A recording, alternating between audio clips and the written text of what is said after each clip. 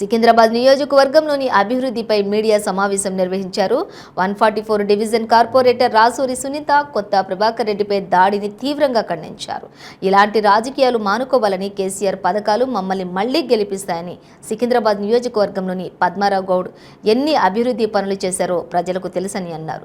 Double బెడ్రూమ్లు నిర్మాణంలో ఉన్నాయని, తెలంగాణ రాకముందు అధికారంలో ఉన్న బీజేపీ, కాంగ్రెస్లు సమాధానం చెప్పాలన్నారు. కార్పొరేటర్ రాసూరి సునీత 144.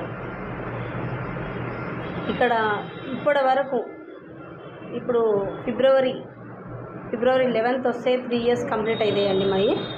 మేము అభివృద్ధి పనులన్నీ మేము ఇక్కడ చేసినవన్నీ కూడా చాలా మంచిగా ప్రజలందరూ స్పందించి మాకు మేము చేసే ఈ 11 days వరకు పాదయాత్రలలో చేసే అభివృద్ధి పనులు చేసి ప్రజలు మాకు చాలా మంచిగా పూల హారతులు, మంగళహారతులతోటి, పూల సన్మానాలతోటి అందరూ భారీ ఎత్తున మంచిగా మీరు గెలుస్తున్నారు భారీ మెజార్టీతోటి అని పబ్లిక్ చెప్పారు.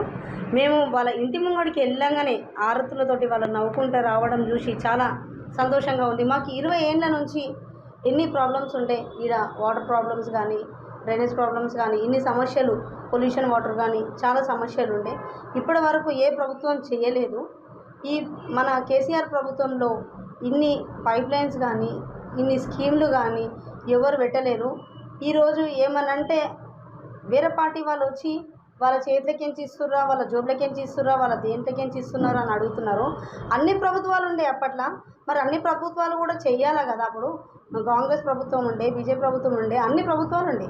అప్పుడు ఏ ప్రభుత్వం చేయని ఇప్పుడు మా కేసీఆర్ చేసినప్పుడు ఓర్వక నిన్న జరిగిన సంఘటన మీ అందరికీ తెలుసు. మన ప్రభాకర్ రెడ్డి గారికి అలా చేయడం చాలా బాధాకరమైన విషయం. ఇది ఏంటంటే మేము చేసే పథకాల గురించి ఏదైనా మంచి పని మనము ప్రజలందరూ తెలుసుకుంటారు. ఎవరికి ఓటు వేయాలా, ఎవరికి ఓటు వేయొద్దు అని ప్రజలు తెలుసుకున్నప్పుడు, మనకు ఏందో ప్రజలే ఎన్నుకున్నప్పుడు ప్రజలేందో చెప్తారు. అంతేగాని ఇప్పటి నుండే కాంగ్రెస్ ప్రభుత్వం రాకముందటి నుంచే ఈ కత్తిపోట్లు ఏంటండి, ఈ రక్తర్లు ఏంటి, ఇవేంటి, ఇప్పుడు ఒక మాజీ ఎంపీ అయి ఉండి అతన్నే అట్లా